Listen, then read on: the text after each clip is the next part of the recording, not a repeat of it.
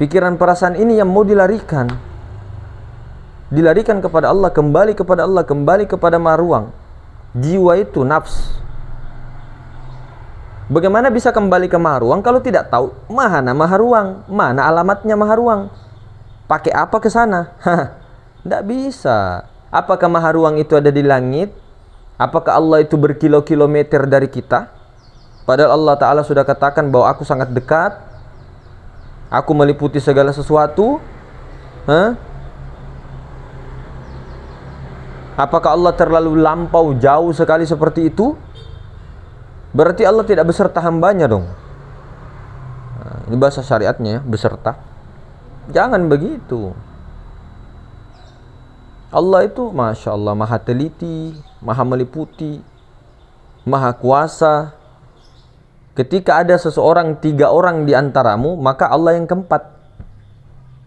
Di sini jangan dikatakan bahwa Allah itu di mana-mana. Kalau bilang di mana-mana berarti banyak.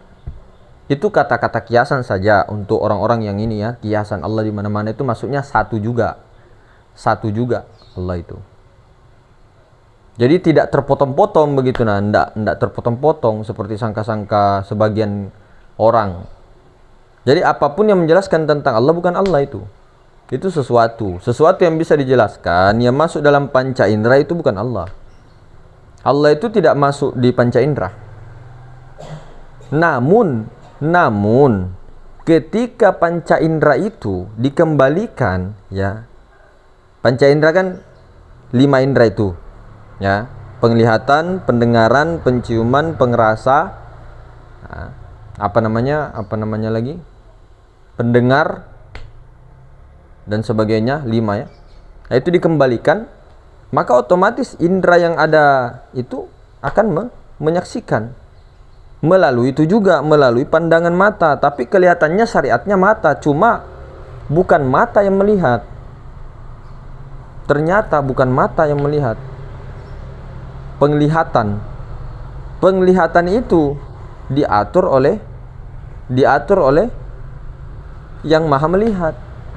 Berarti yang sebenarnya melihat itu adalah yang maha melihat itu sendiri. Jadi ketika sudah paham pengembalian berlindung kepada Allah, maka Allah Ta'ala sendiri yang menyaksikan dirinya. Allah Ta'ala sendiri yang melihat af'alnya yang sholat. Af'al itu kelakuannya, fa'ilnya Allah Ta'ala. Jadi af'al itu bayangan ya, bayangan dari wujud. Jadi bergeraknya bayang-bayang itu karena bergeraknya yang punya bayang. Jadi Allah Ta'ala sendiri menyaksikan bayang-bayangnya, menyaksikan wujudnya menyaksikan bayang-bayang majas itu. Alam semesta itu adalah af'al Allah. Jadi Allah Ta'ala memang menyaksikan dirinya sendiri. Itu dalam bab ma'rifat. Kalau bab akidah, tunggu dulu supaya bisa tetap ada hamba, ada Tuhan. Itu bab akidah. Memang bab akidah begitu. Masih ada hamba, kita hamba, ada Tuhan. Memang begitu akidah. Supaya orang-orang ini tidak terlalu bingung. Tapi orang-orang yang sudah mempelajari makrifat tidak bingung lagi. Biar mengatakan dia hamba, tapi hambanya itu ya paham lah, sudah dipelajari ya. Kenyataan Tuhan, hamba tetap hamba, Tuhan tetap Tuhan. Tapi orang yang berakidah tauhid, tidak belajar ilmu makrifat, itu keras orangnya. Keras.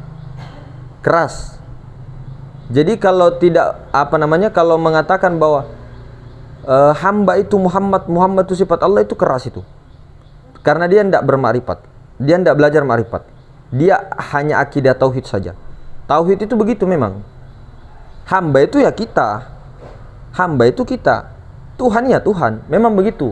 Tauhid. Akidah itu begitu. Hamba dengan Tuhan itu lain. Nah, kalau di makrifat lain, memang hamba dengan Tuhan. Hamba kenyataan Tuhan. Tuhan tetap Tuhan, hamba tetap hamba. Tapi hamba kenyataan Tuhan itu di makrifat. Dan makrifat itu di bab makrifat awal pondasi itu, dasar itu, tidak ada dia sama sekali melihat perbuatan makhluk. Itu makrifat. Tapi akidah, masih ada perbuatan nafsu, setan, jin, daripada dirimu sendiri, kesalahanmu, semuanya dan sebagainya. karena nafsu dan sebagainya, itu memang akidah memang harus dibetulkan, karena memang itu akidah begitu. Jadi ketika kita membuat kerusakan di muka bumi, salahkan memang kita, nafsu kita gitu nah. Itu memang nanti berhubungan dengan tahu apa namanya fikih. Disitulah. Cuma jangan cuman itu, tasawuf juga pelajari. Jadi orang-orang tauhid ini jarang sekali kalau bisa menggabungkan tasawuf juga, tapi agak sulit biasanya. Orang-orang tauhid ini sedikit saja yang mau bergabung dengan tasawuf. Sedikit. Rata-rata tauhid sudah cukup. Tauhid dengan fikih sudah cukup. Tasawuf tidak dipelajari. Bahkan pun mempelajari tasawuf, nah, tasawufnya yang keras juga makanya. Ma'rifat hendak dipelajari. Yaitu tadi ya. Ini kalau untuk arifnya, untuk bijaknya nanti, suatu ketika ada orang yang memang berbeda paham dengan kita, itu jangan berusaha disama-samakan. Karena perbedaan adalah rahmat. Tidak usah menyamakan persamaan. Katakan, menurut saya A, menurut saya B, menurut saya C. Apa yang ada di dalam kretek hati, sirmu keluarkan. Tidak perlu untuk ini entak. Apa yang itu keluarkan. Nah, jadi apa pendapatmu, keluarkan. Jangan disembunyi. Gentle. Artinya ketika mengatakan pendapat saya seperti ini. Oh, pendapatnya ini. Oh, sana begini. Biarkan saja berbeda. Jangan cari persamaan. Dengan perbedaan itulah di situ menyatu. Makanya Bhinneka Tunggal Ika kan. Walaupun berbeda-beda, tetap satu. Jangan cari persamaan. Tidak bisa. Orang bersama itu tidak bisa. Orang bisa mencari persamaan itu tidak bisa. Paling 1-2. Rata-rata dari zaman Nabi Adam sampai sekarang kita tahu bahwa tidak ada manusia ada samanya. Tidak ada. Laisa. Dari Nabi Adam sampai sekarang tidak ada samanya. Mau dibilang saudara kembar-kembar pasti laisa. Pasti beda. Dari sifatnya, dari apanya semua beda. Jadi perbedaan itu rahmat. Disitulah bukti kekuasaannya Allah, bahwa Allah ini tidak menciptakan sesuatu itu, menjadikan sesuatu langsung jiplak-jiplak, fotokopi begitu nah. Enggak. Tapi berbeda-beda. Dalam perbedaan itulah, dalam perbedaan suku, bangsa dan tanah air itulah diikat dengan persaudaraan umat manusia. Diikat dengan itu semua. Nah, jadi tidak bisa kita memaksakan seluruh dunia harus saya taklukkan, kemudian pahamnya pahamku. Wah, tidak bisa begitu. Kalau dunia seperti itu, dunia damai terus tidak bisa. Allah mengatakan, lebih baik aku tidak menciptakan dunia seperti itu. Karena dunia itu bukan itu. Maksud tujuannya dunia itu diciptakan itu bukan begitu. Sebagai sementara aja. Tempat ini saja persinggahan, tempat ujian saja kan. Tempat sandiwara, panggung sandiwara. Untuk bagaimana mengenal akan dirinya sendiri. Menampakkan itu. Dan mengetes jiwa-jiwa yang siap. Saya sudah siap menanggung amanah itu. Nah, makanya itu. Hati-hati kalau tidak kembali sekarangnya. Nah, itu. Cuma ketika punya perbedaan yang memang berbeda, oh dia bahas syariat. Oke. Oh, menurutnya dia begini. Oh iya, menurut saya begini. Menurut dia begitu. Jangan, enggak usah salahkan. Artinya meskipun berbeda, ya silakan mereka pahamnya. Enggak bisa kita paksakan pahamnya mereka harus seperti saya, enggak. La ikraha fid din. Tidak ada paksaan dalam keyakinan. Tidak boleh. Di Indonesia, di Nusantara, di Asia Tenggara, biar berbeda-beda saja. Tidak usah dipaksa keyakinannya orang. Usai mau pokoknya Nusantara ini menjadi semuanya. Tidak bisa. Apa yang sunnatullah Allah Ta'ala jalankan ya memang begitu. Nah, cuma ketika seseorang ini yang mengacau daripada semua negara ataupun hukum ya, Nah itu ndak boleh dibiarkan, mesti ada aparat ataupun apa itu, karena syariat tetap jalan. Artinya begini, orang belajar ma'rifat, orang belajar tauhid, akidah, itu kan yang di dalam yang bertauhid itu, bukan jasadnya yang bertauhid. Oke, oke, yang bebas hukum itu, yang merdeka itu bukan jasad. Enak saja kalau mau merdeka jadi orang gila. Kalau mau bebas hukum, orang yang bebas hukum itu orang gila. Coba orang gila, misal apa namanya, pergi itu sama orang, pergi lukai orang dan sebagainya. Mana di penjara? Paling di penjara paling cuma diinikan saja. Orang gila. Mau apa di depannya orang itu tidak jadi masalah. Namanya orang gila. Nah, kemudian orang tidur. Orang tidur tidak kena hukum. Ketika dia misal ketiduran sampai 5 hari, 10 hari kan tidak kena hukum. Atau koma, tidak sadar dia. Nah itu baru. Atau dia tidak punya jasad, dia sudah dibungkus. Tiba waktu sholat tidak mungkin dia sholat. Nah, sholat secara syariat ini memang diperintahkan juga untuk sujud dan rukuk di situ. Bukan hanya sholat secara hakikat, sembahyang daim, kesadaran terus menerus. Bukan hanya itu, dua-duanya perintah. Jadi yang beraturan, ya, yang diatur itu, ya, yang beragama itu jasadmu. Kalau yang di dalam tidak beragama, memang zat mutlak nur ilahi mana mungkin beragama. Orang nur ilahi zat mutlak. Tapi kalau jasad, wah hati-hati. Jangan serta-merta mengatakan apa-apa deh yang keluar daripada akidah-akidah. Sementara akidah kita sepakat. Nah, sepakat ijma' rata-rata itu ahlu sunnah wal jamaah sepakat. Terutama akidah Imam Asy'ari. Akidahnya itu paling puncak, paling ini mengatakan Allah itu laisa kamitslihi syai'. Kalau ada mengatakan Allah itu seperti sesuatu kah, menyerupai sesuatu kah, itu berarti bukan ahlu sunnah, bukan akidah ahlu sunnah itu. Kalau mengatakan Allah itu seperti bentuk, Allah itu di langit, Allah itu turun sepertiga malam, bukan ahlu sunnah, karena jelas akidahnya menyimpang. Kalau kita lihat Imam Asy'ari, Imam Maturidi, itu semua kan ada yang dipertanggungjawabkan, gurunya sampai sahabat sampai kepada Rasulullah.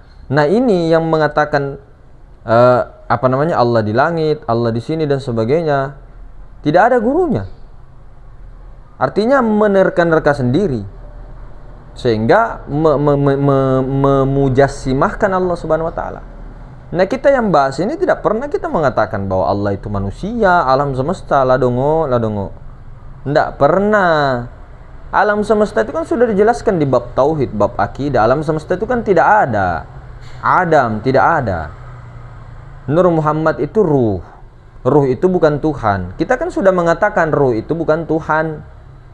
Cuma nama ilmu rakamnya dipakai ulama tasawuf. Ruh itu menamakannya dengan Nur Muhammad. Nur Muhammad. Kalau bahasa kita, bahasa Al-Qur'annya ruh itu Nur Muhammad. Tapi ruh suci yang tidak bercampur, artinya tidak ada napas naik turun dan sebagainya, ruh suci itu zat mutlak.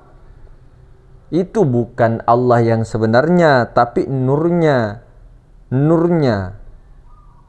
Nah, cuma tidak lain. Sama seperti kita pembahasan aku si Rahmat, mana si Rahmat? Mana Rahmat? Saya tulis Rahmat, itu namanya. Mana Rahmat? Ini dadanya Rahmat. Ini tangannya si Rahmat. Ini hatinya Rahmat. Ini bernyawa saya. Itu nyawanya Rahmat. Rahasia dari ujung rambut sampai ujung kaki yang kosong. Itu rahasiaku. Rahmatnya akunya mana? Ya aku itu yang tidak bisa dijelaskan lah. Ya karena bukan apa-apa, tidak bisa dijelaskan aku. Mana Rahmat? Mana aku? Mana si aku? Mana? Pikiran bukan aku, itu pikiranku. Perasaan bukan aku, perasaanku. Rasaku bukan rasaku, itu bukan aku. Sirku bukan aku, rahasiaku. Ya beda rahasia, beda aku. Akunya mana? Ada yang bisa menjelaskan akunya mana? Ya tidak bisa. Nah, akunya itulah yang dibalik segala sesuatu itu menyaksikan daripada akuannya sendiri. Begitu. Dah hukumnya jiwa kita itu memang tidak ada pada hakikat, tapi diadakan, makanya itu yang dimatikan. Paham? Itu yang ditenangkan, yang didiamkan. Pikiran perasaan itu harus diam. Kalau masih mengatakan ini itu dan sebagainya, berarti belum diam, belum lagi fana. Masih ada ini rasa-rasa ini, masih diculik iblis sana sini, masih keliling-keliling dan sebagainya. Itu yang tidak boleh. Jadi perlu hati-hati. Ya. Kita mulai betul dari nol dulu ya. Mulai betul. Jadi tahu dulu ma'rifatullah. Tahu dulu Allah. Laisa kamitslihi syai'. Meliputi segala sesuatu. Ya, kalau dibiasakan itu sudah diperumpamakan betul-betul ikan itu adalah tubuh kita.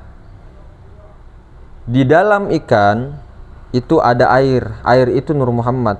Tapi di balik air, air itu Nur Muhammad itu napas. Napas itu kan keluar masuk, dia naik turun. Nah, itu air. Nah, napas itu ketika masuk, itu nyawa, bernyawa kita. Ketika dia keluar, full. Artinya full, padat dia, padat menyelimuti alam semesta ini yang besar. Nah, full dia. Naik turun, keluar masuk. Full, tidak terpisah kan? Itu Nur Muhammad, lautan, air lautan. Kita ibaratkan ikan deh. Kemudian di dalam tubuh kita ada air, di luarnya juga ada air. Itu Nur Muhammad, Rasulullah itu namanya. Itu Rasulullah. Nah, di balik Rasulullah itu ada maha ruang yang memberikan tempat kepada Rasulullah itu. Memberikan tempat, wadah, semacam memberikan wadah kepada air lautan tersebut. Pahamkah? Pahamlah. Artinya perumpamaan ya, sebagai wadah yang maha segala sesuatu. Nah, kemudian di dalam wadah tersebut ada air. Di dalam airnya ya kayak, kalau mau dibilang kayak seperti akuarium. Nurzat itu atau nur ilahi. Di dalam akuarium itu ada, tapi akuarium ini, maha ruang ini tak terbatas loh ya. Bukan berbentuk kotak, bukan. Artinya tidak bisa dijangkau lah di situ. Zatnya itu zat, itu masih zat aku, bukan aku. Tapi tidak berpisah dengan aku, begitu. Nah, paham? Oke. Jadi itu seperti maha ruang yang tak terbatas. Baru di dalam akuarium itu ada air. Di dalamnya ada ikan satu. Nah, ikan itulah tubuh kita ini. Nah, di balik ikan itu ada air. Dikelilingi lautan. Nah, di balik lautan itu tentunya ada yang memberi wadah kepada lautan. Tumpah itu kalau tidak ada, tumpah. Mau kemana? Kalau tidak ada maha ruang ini, bisakah berdiri Nur Muhammad? Tidak bisa. Alam semesta apalagi? Tidak bisa kalau tidak ada maha ruang. Mau bangun rumah tidak ada ruang, tidak bisa. Ini bukan Tuhan loh, kosong. Ini kosong maha ruang. Kosong itu bukan tidak ada, ada. Zatnya ada. Suci, bukan nafas. Di balik nafas tidak bisa dirasa dia. Maka simpanlah, kembalikanlah dirimu atau pikiran, perasaanmu, nafsumu kepada yang bukan rasa-rasa itu. Yang tidak bisa dirasa. Rasa, napas itu bisa dirasa. Bisa kan? Yang tidak bisa dirasa di balik napas itu. Di situ kembalikan kau punya jiwa. Di situ kau melebur, di situ kau fana. Sehingga yang ada hanya itu sendiri dengan menyaksikan dirinya sendiri. Baru sempurna keimanan, tawakal, ikhlas. Karena Maha Ruang itu sendiri di balik aku ya, aku tiada lain. Tidak usah lagi cari-cari aku, karena aku itu telah laisa kepada itu. Dan zat itu, zat Maha Ruang ini yang kosong ini, itu esa dengan aku. Nah, zat inilah yang menyaksikan ketunggalannya sendiri. Artinya pada hakikatnya si aku ini, aku yang sang maha kuasa itu, sang maha suci yang tak bisa dijelaskan itu, yang tak bisa diperumpamakan itu adalah menyaksikan zat sifat asma af'alnya sendiri. Jadi aku yang sebenarnya aku menyaksikan ketunggalanku sendiri. Nah, cuma nanti harus belajar akidah ya, supaya tetap di masyarakat ada namanya hamba, ada namanya Tuhan. Hamba itu ya kita, Tuhan itu ya itu memang dua, memang dua. Nah, disitulah di bab ma'rifat itulah peleburan itu. Di amal ma'rifat itu nanti peleburan. Jangan sampai ada wujudu kezambun. Besok-besok kita bahas tentang kesyirikan, karena kesyirikan ini adalah dosa yang tidak bisa diampuni. Membunuh, proses apapun yang dikatakan dalam dunia ini kejam dan sebagainya, itu bisa diampuni Allah. Kenapa syirik tidak? Ada apa di situ? Karena ini bukan apa, Pak. Allah Ta'ala mau dirampok. Allah itu sifatnya itu maha pencemburu. Sangat-sangat maha pencemburu. Jangan sampai kau rampas itu, curi Allah itu. Jangan sampai mencuriki Allah. Dibilang mengatakan parah kita kalau membobol ATM-nya negara atau membobol ini dan sebagainya. Lebih parah lagi kalau mencuri haknya Allah. Itu lebih parah, Pak. Jauh. Dunia akhirat sengsara. Nah, kita tanpa sadar kita itu merampok, merampas. Sementara kita melihat saja masyarakat yang notabene misalnya ya, ini kita bicara diri sendiri, af'al ya. Melihat saja notabene masyarakat yang cuma mengambil coklat 1 biji hanya untuk beli beras 1 liter atau setengah liter untuk makan dia, atau seorang anak yang mengambil, ya oke, itu salah, oke. Tapi dibandingkan dengan orang yang mencuri hak Allah, itu yang sangat luar biasa. Atau orang-orang yang mencuri hak rakyat, itu sangat luar biasa. Itu harus diadili karena kena hukum. Kecuali jasad ini tidak ada atau dia gila, tidak jadi masalah, tidak kena hukum. Makanya itu tadi, jangan hilangkan hukum pada diri syariat. Bahaya itu, bahaya. Jadi hukum syariat tetap berjalan karena itu berlaku untuk tubuh. Kalau kau Casper, tidak jadi masalah. Kau hantu, ya tidak jadi masalah. Mana kena hukum? Mana kena hukum? Bahkan di dunia jin pun itu ada hukum tersendiri loh. Ada ketua adatnya, ada rajanya, ada walinya. Jangan macam-macam. Nah, di sini di alam kemanusiaan, kita bilang alam insan ini, alam musyahadah ini, perlu ada aturan. Aturan itu yang jasadmu, jasmanimu itu, pikiran perasaanmu supaya terkurung. Harus ada aturan. Kalau kamu bilang, wah tidak bebas merdeka, yang merdeka itu bukan jasadmu. Lol. Lil. Terlalu cool, terlalu keren lu. Lu itu si Rahmat. Lu Rahmat. Si Rahmat ini terlalu radikal. Jasad itu harus bersyariat, harus taat hukum. Syariat di sini luas ya. Luas ya, syariat. Luas. Adat budaya itu syariat juga, kenyataan. Hukum negara. Saya tanya, di sini yang merasa merdeka ya, merdeka. Kemudian dia mau memerdekakan jasadnya. Memerdekakan jasadnya. Kira-kira melanggar hukum negara bebas nggak? Enggak. Pasti di penjara. Atau kita punya raja, kita di dalam lingkungan tanah kerajaan, tanah kesultanan. Kemudian kita membuat kacau di kesultanan itu. Kira-kira rajanya itu senang apa enggak? Enggak, pasti kamu di penjara, pasti kamu dihukum sesuai dengan apa yang engkau lakukan. Itu jasad, jasmani. Jadi jasmani tetap bersyariat. Dan di Al-Quran juga perintah sujud dan ruku itu ada. Sujud memang iya, untuk mengkoneksikan mikrokosmos dengan makrokosmos. Bukan sujud itu menyembah, bukan menyembah Ka'bah, menyembah tembok, bukan.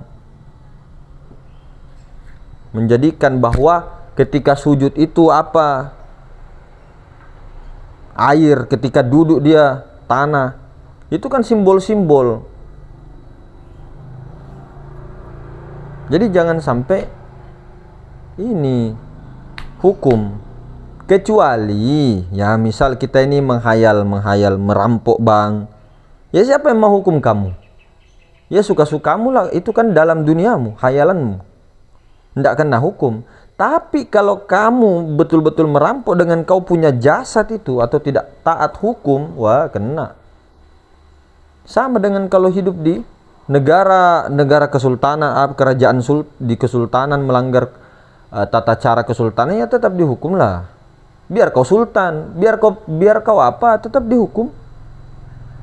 Sama dengan kita di Indonesia, ada Pancasila, ada undang-undang dasar, ada pasal-pasal yang harus kita taati. Jasadnya loh ya, itu supaya tertata tatanan hidup masyarakat. Itulah dinamakan syariat, begitu nah, untuk mengatur itu jasad. Karena jasad ini seperti hewan, Pak, hewan buas. Kalau dikasih ke lapangan, wah bahaya. Bisa-bisa kalau ndak ada aturan, bisa-bisa bahaya sekali. Coba lihat kalau ndak ada polisi, ndak ada tentara, ndak ada apa, ndak ada ininya, kacau dunia. Ndak apa-apa kalau sama-sama maripat, mana ada. Harus ada syariat, ada hukum, tetap berlaku hukum itu. Jangan hilangkan hukum. Seseorang yang selalu mengajak, pemerintah, lawan pemerintah, hukum ini begini-begini, wa ati'ullah wa ati'ur rasul wa ulil amri minkum. Jangan pernah keluar dari itu. Taat kepada Allah, taat kepada Rasulnya, utusannya, zahir batin, dan taat kepada pemerintah, ulil amri. Jangan membuat pemberontakan di dalam negara, di dalam tempat, di tanah air yang engkau tinggali. Itu dilarang oleh Rasulullah, itu dilarang. Jangan membuat seperti itu, bikin kekacauan di mana-mana dan sebagainya. Ini kita bicara syariat ya, artinya kepada diri, bukan apa-apa ndak, kepada diri. Namanya kalau bicara syariat ya kita bicara kenyataan. Kalau kita bicara ma'rifat, jangan kita bicara yang lain. Ma'rifat ya wilayah ketuhanan. Jadi kita bicara syariat ya wilayahnya kenyataan, kehambaan. Jadi bicara tentang sapu kah, beli buah mangga kah, memang begitu. Beli motor atau apakah, itu wilayah kehambaan. Cuma manusia yang insan kamil, hamba yang sejatinya, yang sebenarnya hamba itu, ketika mulutnya, ketika dia berkumpul dengan dunia atau membicarakan perkara-perkara tentang kehambaan atau tertara kemanusiaan, perkara kemanusiaan, hati suhud pandangannya tetap kepada Allah. Itu yang baru betul. Jadi tidak meninggalkan asbab, namun jangan percaya kepada asbab. Paham? Paham kau Rahmat? Paham kau Rahmat? Kalau tidak paham kau Rahmat, saya botak kepalamu Rahmat. Saya cukur rambutmu, ku botak kamu itu, ku tokak kau. Ini saya bicara sendiri saya, betulan. Ya, jadi seperti itu hadirin semulakan. Ya, besok kita lanjut lagi ya. Mudah-mudahan dimuliakan Allah, istiqomahkan dalam ilmu ma'rifat, tahu kedudukannya. Oke, mungkin begitu. Assalamualaikum warahmatullahi wabarakatuh.